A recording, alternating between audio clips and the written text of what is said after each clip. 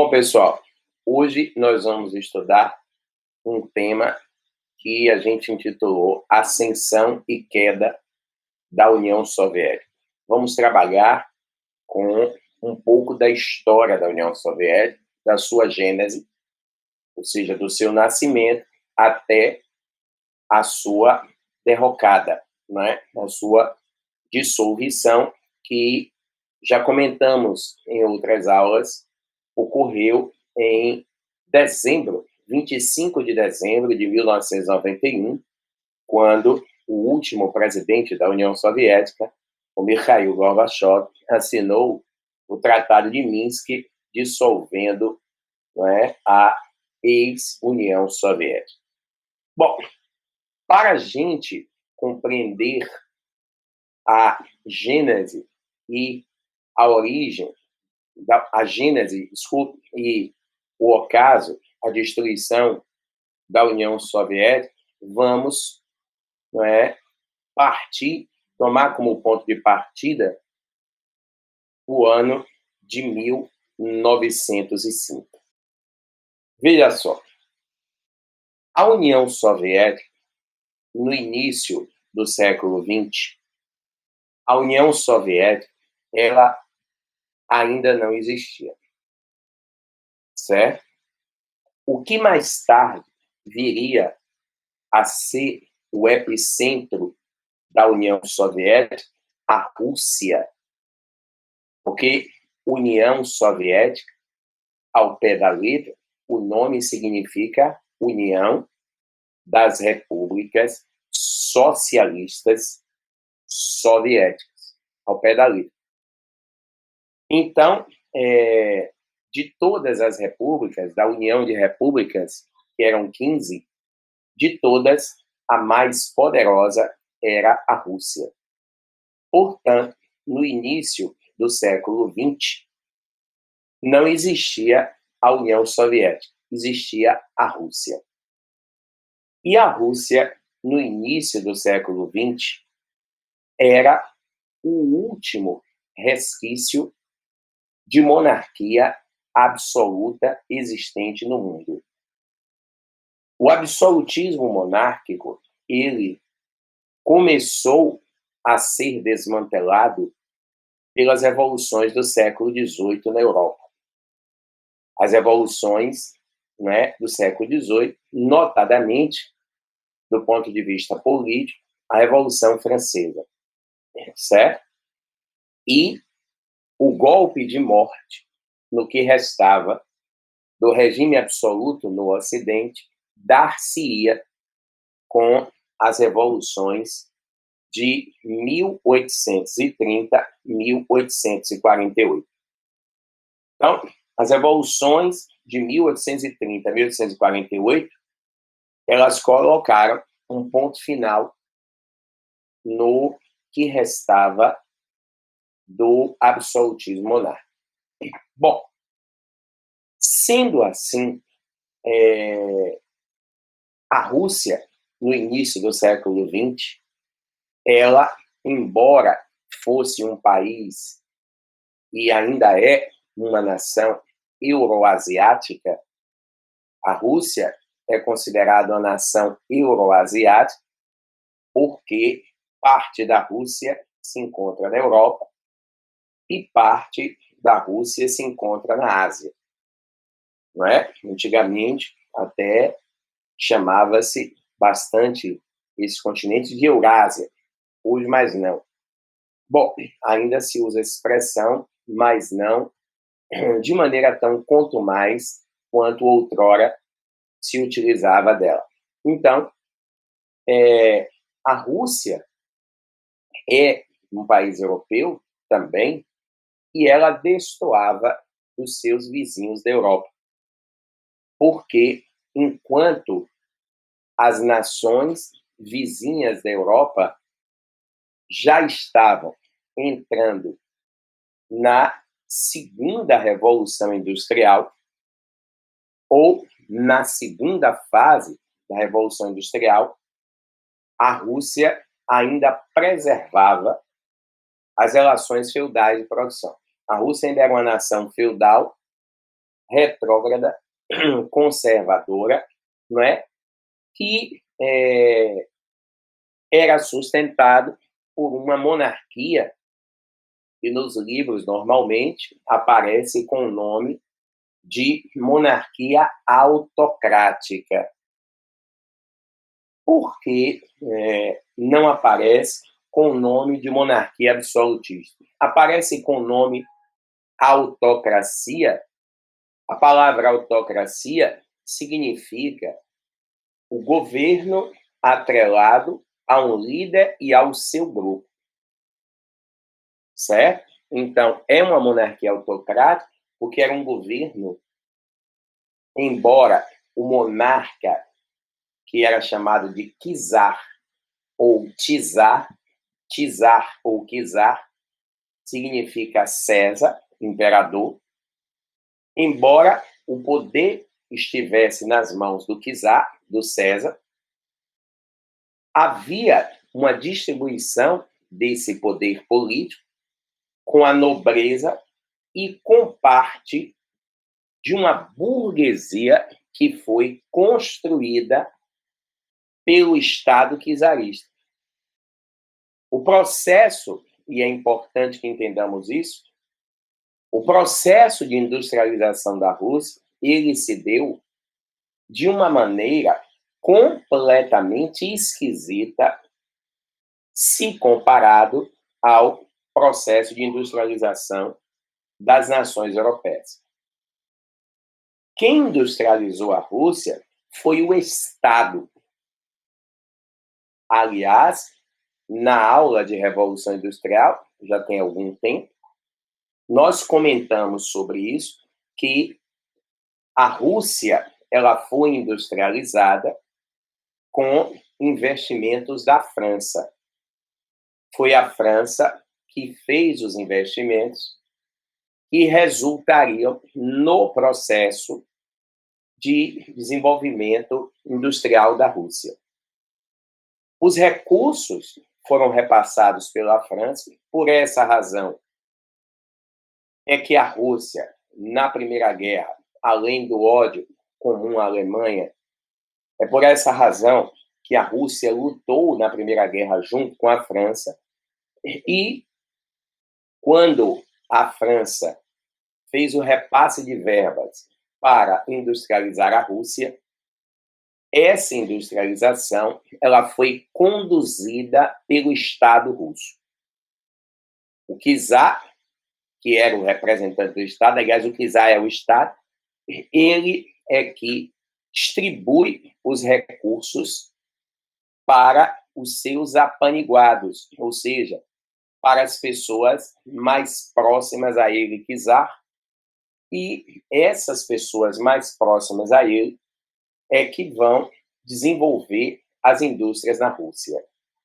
É uma revolução industrial estranha, porque o Estado industrializa a Rússia e a burguesia russa, olha que contradição, era oriunda da nobreza, porque o czar pegou os nobres mais influentes e deu a esses nobres a influência e o poder necessário para que eles pudessem promover um processo de industrialização da Rússia.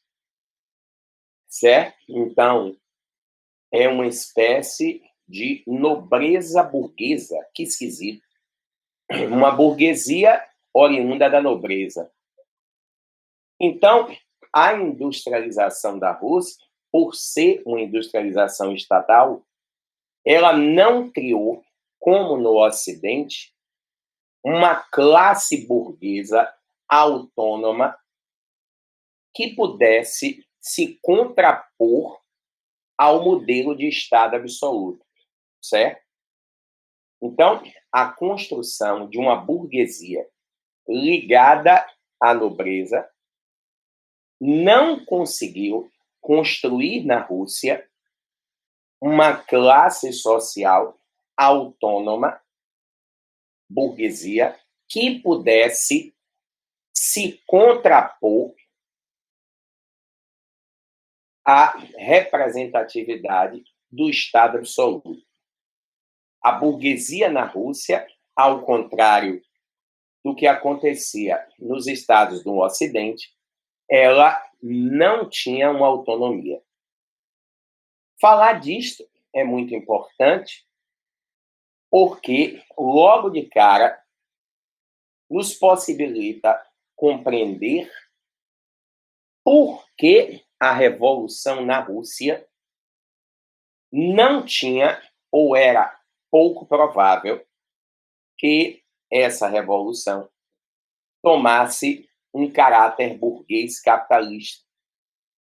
Porque na Rússia, a burguesia capitalista não desfrutava de autonomia com relação ao Estado. Muito pelo contrário, era uma burguesia que vivia e sobrevivia às custas do Estado czarista. Então, havia uma dependência muito grande dessa burguesia com relação ao Estado, já que, sem o repasse de dinheiro do Estado, esta burguesia não existiria. Então, tínhamos burgueses que apoiavam a monarquia absolutista. Muito esquisito essa questão. Apesar da Rússia ter uma indústria forte, não é? A Rússia tinha uma indústria muito poderosa, muito forte. Havia na Rússia a predominância também, além da indústria, havia na Rússia também a sobrevivência de uma agricultura feudal. Olha as fortes contradições que esse país apresentava no início do século XX. Por um lado, nós tínhamos uma atividade industrial controlada por um grupo de capitalistas ligados ao czar e que estavam promovendo o avanço das forças produtivas na Rússia, o desenvolvimento do capitalismo. Por outro lado, nós tínhamos a preservação de um modelo feudal retrógrado, ultrapassado, que era alicerçado no trabalho servil. E essas contradições começaram a se fazer presentes a partir da segunda metade do século XIX, que foi exatamente o momento em que a Rússia se industrializou. Então, essas contradições estiveram presentes a partir da segunda metade do século XIX. Bom, isso vai, gerar um paradoxo, uma disparidade sociopolítica, cultural tão grande, que no início do século XX você tinha um abismo social na Rússia gigantesco. Milhares de pessoas vivendo numa miséria gigantesca, milhares de pessoas vivendo numa miséria e sustentando o Estado, enquanto um grupo bastante diminuto vivendo, com privilégios, vivendo com todos os benefícios que você possa imaginar, com todas as vantagens imagináveis e inimagináveis. Um retrato pré-revolucionário que lembra muito a França do século XVIII, muito parecida. A maioria da população era quem trabalhava, a maioria da população sustentava o sistema, a maioria da população não tinha privilégios sociais, nem políticos, e vivia na miséria absoluta. Então, o quadro socioeconômico da Rússia, no início do século XX, ele não era nada nada agradável. A população vivia numa miséria atroz. Essa situação de miséria e pobreza agravou-se substancialmente por volta de 1905, quando a Rússia travou uma guerra contra o Japão por uma disputa de um território carbonífero, Manchúria, e perdeu. O grande, gigantesco Império Russo foi derrotado pelo nanico Japão. E a Rússia gastou uma grana exorbitante nesse confronto, amplificando ainda mais o caos social que a Rússia estava enfrentando. Porque guerra, a gente sabe que é algo extremamente oneroso. E a Rússia se mete numa guerra contra o Japão e ainda perde. Resultado: o agravamento da crise socioeconômica, esses dois elementos conjuntamente acabaram dentro da Rússia provocando uma reação dos trabalhadores ao czarismo. O agravamento da pobreza faz com que a classe trabalhadora na Rússia organize os sovietes. A classe trabalhadora na Rússia vai organizar os sovietes. Repare só, o que seriam os sovietes? Veja, temos, é daí inclusive que vem a palavra soviética. O que eram os sovietes? Gente, sovietes eram associações de operários. Sovietes eram associações de operários. Veja só, não é sindicato,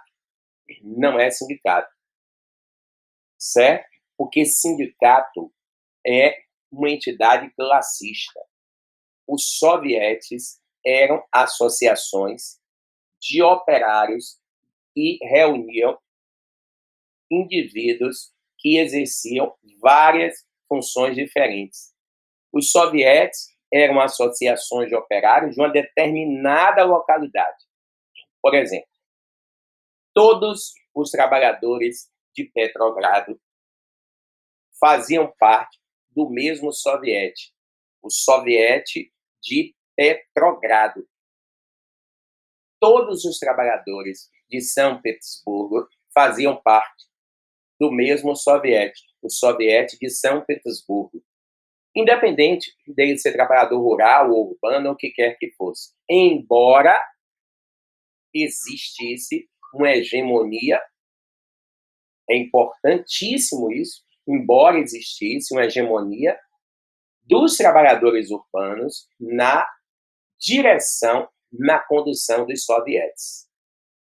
Então, é muito importante que dominemos esse conceito de soviete, tá? Então, porque eram associações de operários, e o nome União Soviética vem daí, é uma união de sovietes para passar a ideia de que era um país dirigido, conduzido, governado por operários. Com o agravamento da crise, os trabalhadores vão organizar sovietes e esses sovietes dão início em 1905. Os sovietes dão início a uma série de protestos contra o czarismo.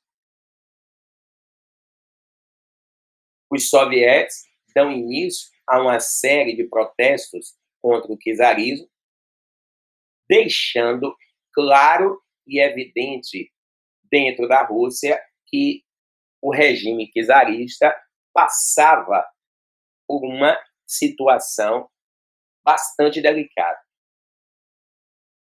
A esmagadora maioria da população não queria a continuidade do czarismo, ou, na pior das hipóteses, almejava por reformas, evidentemente, que contemplassem melhor os anseios da classe trabalhadora. Almejavam reformas que atendessem mais e atendessem melhor aos interesses da classe trabalhadora. Inicialmente, as manifestações foram pacíficas. Inicialmente, as manifestações organizadas pelos soviéticos foram pacíficas. Até que aconteceu um fato que transformou as manifestações pacíficas numa revolução armada contra o czarismo. Aconteceu um episódio que transformou as revoluções pacíficas numa violenta revolução armada contra o czarismo. O que foi isso? Os soviéticos estavam organizando um protesto em 1905 na frente do Palácio de Inverno do czar. Eles estavam organizando uma manifestação na frente do Palácio de Inverno do czar. Quando o czar, completamente manipulado pela imperatriz, pela czarina, ele mandou fuzilar os manifestantes que estavam na frente do Palácio de Inverno e estavam desarmados. Veja que horror. Os manifestantes desarmados, por ordem do czar, foram fuzilados, e esse episódio é conhecido como Domingo Sangrento. Favor não confundir esse Domingo Sangrento com o Domingo Sangrento que teve na Irlanda, porque na história houve 2 episódios denominados de Domingo Sangrento. Um foi esse, de 1905. O outro é um episódio da década de 70, quando a Inglaterra mandou bombardear os católicos da Irlanda que estavam se manifestando contra a manutenção do Reino Unido. Esse episódio da década de 70 também é chamado de Domingo Sangrento. Tem até um filme sobre ele, o título é Domingo Sangrento. E foi esse episódio, inclusive, o Domingo Sangrento da Irlanda, que deu origem à banda de rock U2. O primeiro grande sucesso de U2 foi Sunday Bloody Sunday, onde eles retratam o Domingo Sangrento da Irlanda. O U2, a banda de rock irlandesa. Então, não confundir esse Domingo Sangrento de 1905 com o Domingo Sangrento da década de 1970.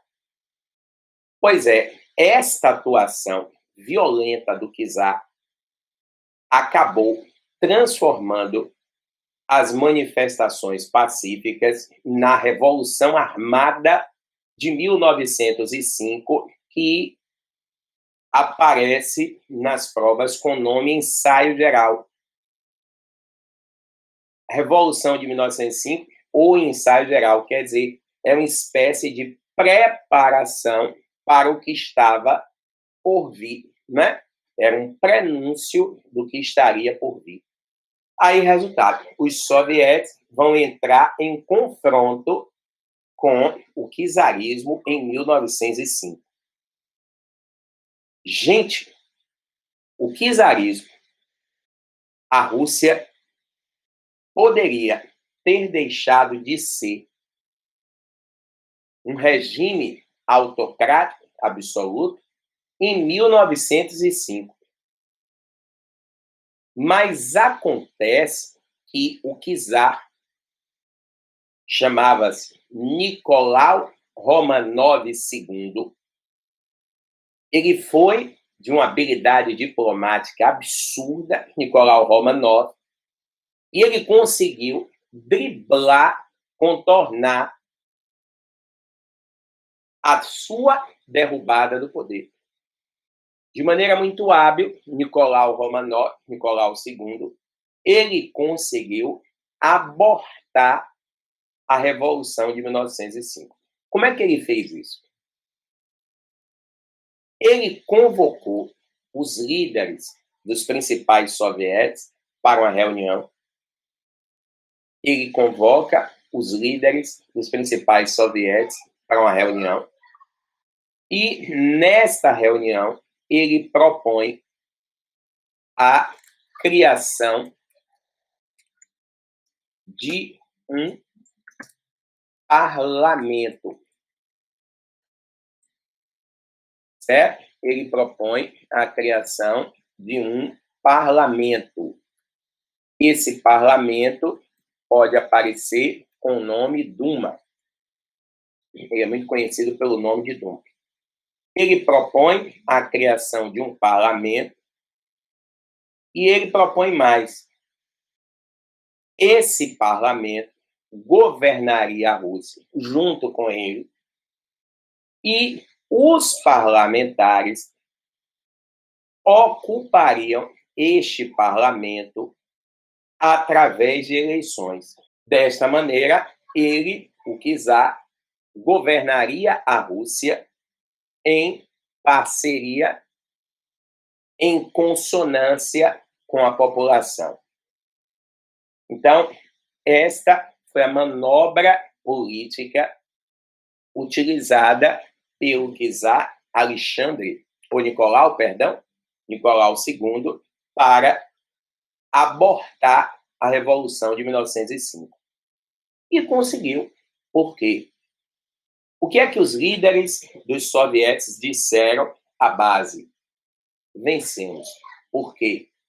Se o czar está nos propondo um governo de coalizão, é porque nós vencemos. E ele cumpriu a promessa? Cumpriu. Ele montou o parlamento, não é? Ele organizou eleições, tudo direitinho.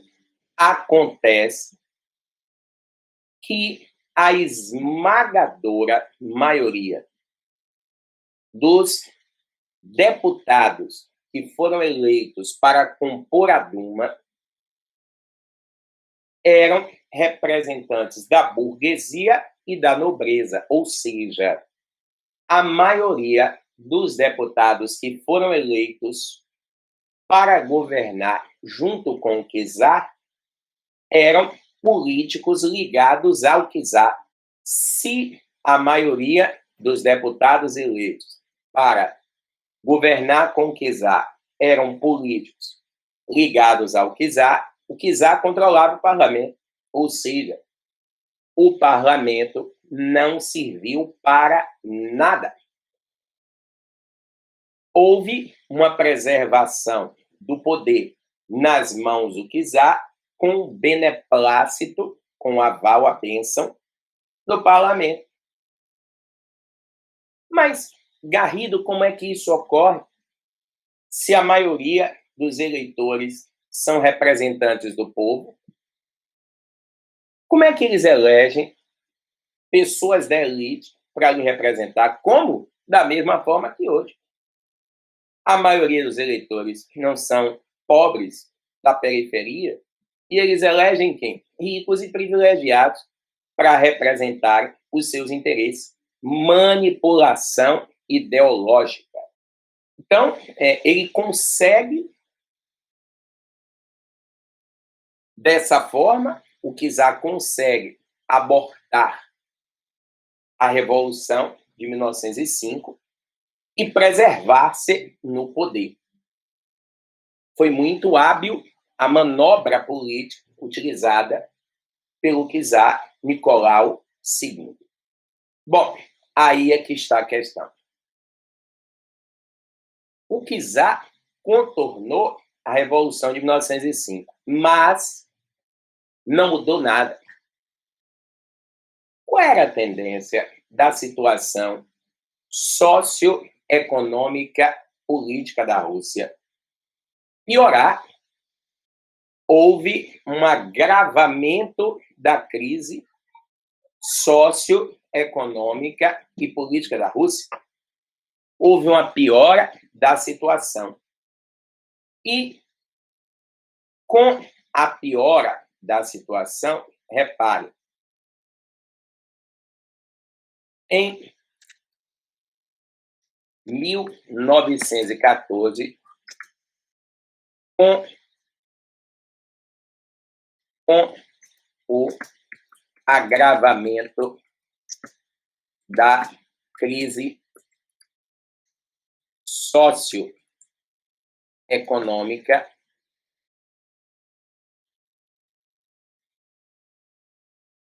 os sovietes voltam às ruas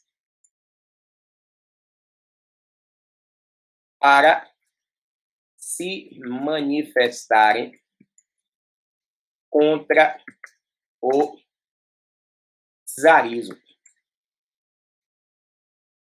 Em 1914, os sovietes, eles voltam às ruas porque os sovietes perceberam que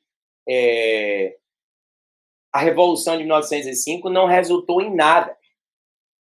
E aí explodem manifestações com uma força muito maior do que aquelas de 1905, porque os sovietes perceberam que foram enganados.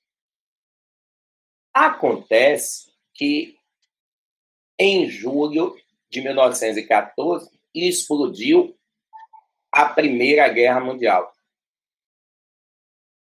Quando a Primeira Guerra Mundial explode, o czar Nicolau, ele utiliza de uma nova manobra política e responsabiliza a Alemanha por todo o colapso que a Rússia estava enfrentando. Então, a Alemanha, ela foi transformada pelo czar Nicolau no grande bode expiatório da crise russa, jogada da zorra. Então, Nicolau transformou a Alemanha no grande bode expiatório. E aí, o que acontece?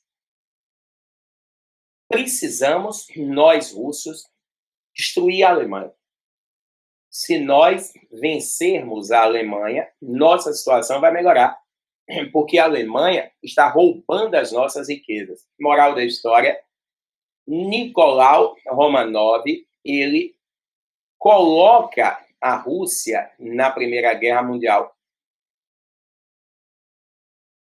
Quando Nicolau Romanov ele coloca a Rússia na Primeira Guerra Mundial, mais uma vez, o Romanov abortou o processo revolucionário que deveria ter eclodido em 1914. Claro, porque quando ele coloca o país numa guerra contra o outro, o que é que ele faz? Ele desperta dentro da Rússia o nacionalismo. Ele cria o nacionalismo, lembre, ele cria o nacionalismo que se chamava pan-eslavismo, e ele canaliza o fracasso do seu governo para a Alemanha. Isso é uma estratégia muito usada por muitos governantes. Então, logo de início, quando a guerra explodiu, mais uma vez, o czar Romanov foi salvo pela Primeira Guerra Mundial. A questão é até quando